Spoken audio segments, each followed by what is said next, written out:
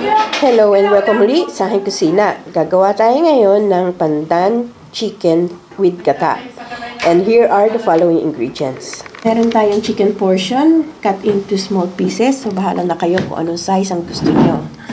So meron tayong coconut milk, minced garlic, minced ginger, fish sauce, oil, salt and pepper. Gagamit tayo ng cocktail stick, and of course yung pandan. So ang lahat ng ingredients at exact measurements, makikita nyo ang link sa description box. Pakicheck na lang.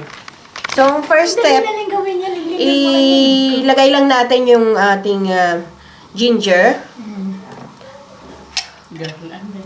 at yung ating minced garlic at yung patis. So, bahala na. Oo. So, depende na yan sa taste nyo. Kung gaano karaming patis lalagay nyo. Luya, pwede man mandiktikin. Yes. Pwede. So, haluin lang natin to. And mamarinate lang natin to maybe for half an hour. Parang, bago tayo mag-proceed sa next step. So, ang ating next step, itong ating meat, babalutin lang natin ng pandan. Oo. Ganun.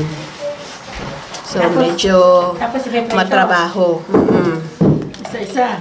Oo. By the way, baka isipin nyo, nasa workshop ako ngayon. So, kaya wala tayo sa aking kusina. So, depende sa inyo kung paano pagbalot ang gagawin nyo. So, marami-raming pandan. Saan pinapagdan? Hindi, sa hyper lang. Sa hyper lang. Sa hyper lang po. Sa mayroon din sa sa... Tapos, isi-secure lang natin ng toothpick. Ano mo ka? Para hindi mo mukha. Mayroon. Saan? Sa may mga fruit, vegetable. Sa Asia. Mayroon pero maliit lang ang balo.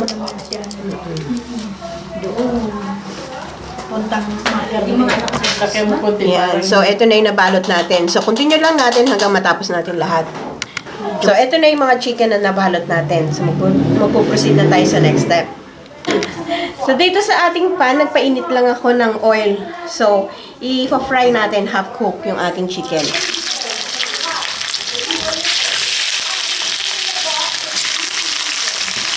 So, ito na. Half-cook lang natin yung chicken. So, baliktarin lang natin.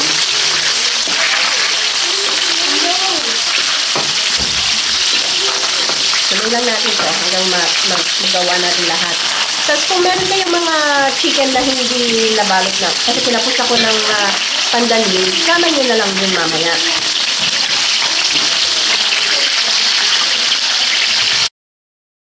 So ito pwede nyo na to, pinapula lang natin ng konti yung ating chicken. So bawasan lang natin ng oil yung ating kawali. Bago tayo mag-proceed sa ating next. So, ayan, nabawasan ko na yung oil natin. So, ilalagay na natin yung coconut milk.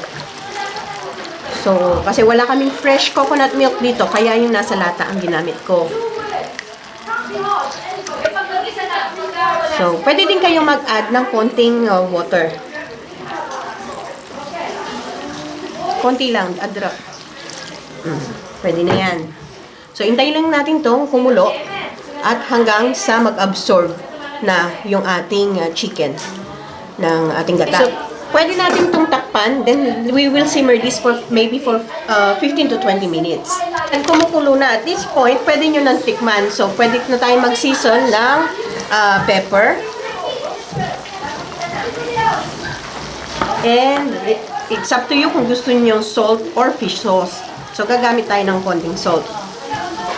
So, adjust nyo na lang according to your taste.